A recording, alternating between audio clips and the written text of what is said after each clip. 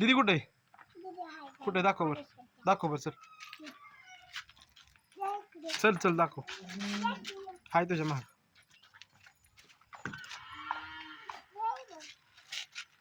कुठे?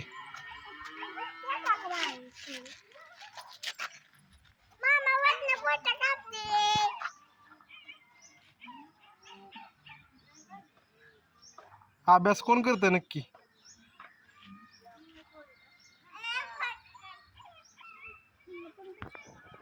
तुझ्या मॅडमला पाठवत आता थांब.